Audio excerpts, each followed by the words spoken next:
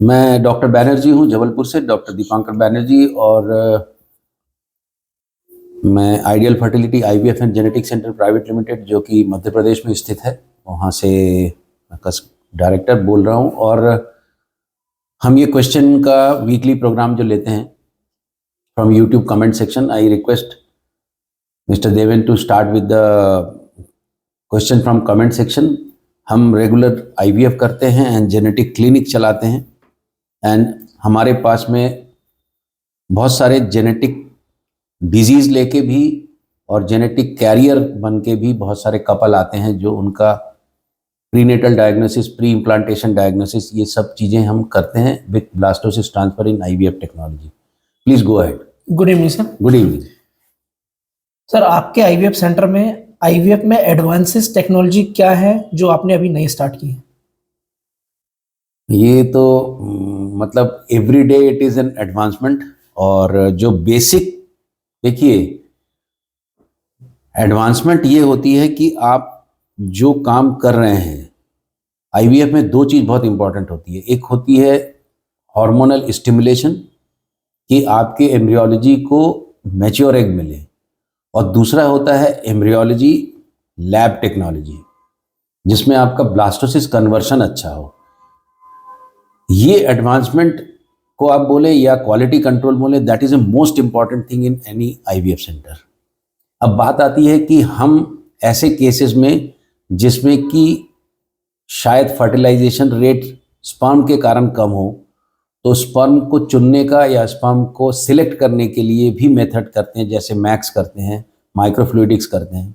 ये नए एडवांसमेंट्स हैं। ऐसे ही यदि रिकरेंट इम्प्लांटेशन फेलियर हो रहा हो तो हम एरा करते हैं। ज़रूरत पड़ती है तो हम माइक्रोबियल माइक्रोबायोम उसका भी टेस्ट करते हैं। ये एडवांसमेंट है। तीसरा, यदि स्टिमुलेशन देना है, उसमें यदि ग्रोथ हार्मोन जोड़ना है या जीसीएसएफ जोड़ना है, but to be very frank with you, ये जो एडवांसमेंट बोलिए, जो एड ऑन्स होते हैं, असिस्टेड हैचिंग बोलिए या फिर pre implantation genetic test for aneuploidy, non invasive pre implantation genetic test for aneuploidy NIPGTA, ये सब हम करते हैं। पर one thing should be very clear, the basic thing of hormonal stimulation and embryology should be good. बाकी जो add ons हैं, ये एड ऑन्स हैं, ये आपके प्रेगनेंसी को बढ़ा सकने में हेल्प कर सकते हैं, पर एकदम बढ़ा देंगे वैसा भी नहीं होता। हर चीज़ में रिसर्च होती रहती है। जिसमें ज़्यादा एविडेंस होता है, हम वो कोशिश करते हैं उसको इमीडिएटली अप्लाई करने के लिए। टेरेटोजूस्पर्मिया की कंडीशन में क्या नेचुरल प्रेगनेंसी पॉसिबल होती है? देखिए, टेरेटोजूस्पर्मिया में नेचुरल प्रेगनेंसीज होती हैं, ऐसा नहीं है कि नहीं होती। नेचर भी एक सिलेक्ट करता है कि टेरेटो का मतलब होता है कि जिसमें कि उसका रूप रंग आकार ठीक ना हो, और रूप रंग आकार यदि स्पर्मियोजेनेसिस जैसे एक राउंड सेल से, बेसिकली जो टेरेटोजोस्पर्मिया जो सेल होता है, वो स्पर्म का स्पर्मेटोसाइट वो राउंड होता है। फिर आप नोटिस करेंगे कि इसमें चेंज होके ये ऐसा एक शेप ले लेता है, ये स्पर्मियोजेनेसिस कहलाता है।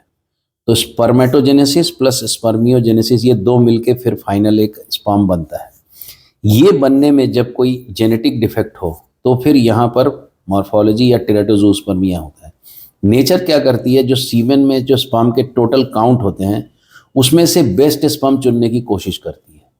तो कई बार इसमें नेचुरल प्रेगनेंसी हो जाती है। टेरेटोजूस्पर्मिया कितना है वो भी डायग्नोस करना बहुत ज़रूरी है। तो ये सब चीज़ें एक थोड़ा साइंस है, बट टेरेटोजूस्पर्मिया में यदि प्रेगनेंसी नहीं हो रही है तो हम फिर उसमें डिफरेंट टेक्निक्स लगाते हैं स्पर्म को बेटर आइडेंटिफाई करने और बेटर सिलेक्ट करने में। सर, मेरी वाइफ की एज भी कम है और जबकि एग्स नहीं बन रहे, क्या ये पॉसिबल होता है? बिल्कुल पॉसिबल होता है, और इसी पे मैं एक दो वीडियो भी बनाया हूँ कि जिसमें अंडों की क्वालिटी और अंडों की क्वांटिटी, ये बहुत इंपॉर्टेंट चीज़ होती है। आप यदि मेरा एक जर्नल क्लब सुनेंगे तो उसमें मैंने ये 2 बार बोला है कि अंडों की क्वालिटी ज़रूरी है कि अंडों की क्वांटिटी ज़रूरी है। तो क्वालिटी भी ज़रूरी है, और ये भी ये देखा गया है कि बहुत सारे कम उम्र की लड़कियों में अंडों की क्वांटिटी और क्वालिटी भी खराब हो जाती है। अब ये क्यों होती है, इसके बहुत सारे रीज़न हैं। मोस्ट कॉमन रीज़न तो जेनेटिक है ही, साथ में एनवायरमेंटल है, मतलब हम जो वातावरण में रहते हैं, जो प्रदूषण, टॉक्सिन्स, ये सब हम खाते हैं जो। सर मेरा 8 मंथ में 3 बार मिसकैरेज हो गया है। 8 मंथ में? 8 मंथ में मुझे अम्बिलिकल हर्निया है, क्या यही वजह है मिसकैरेज का?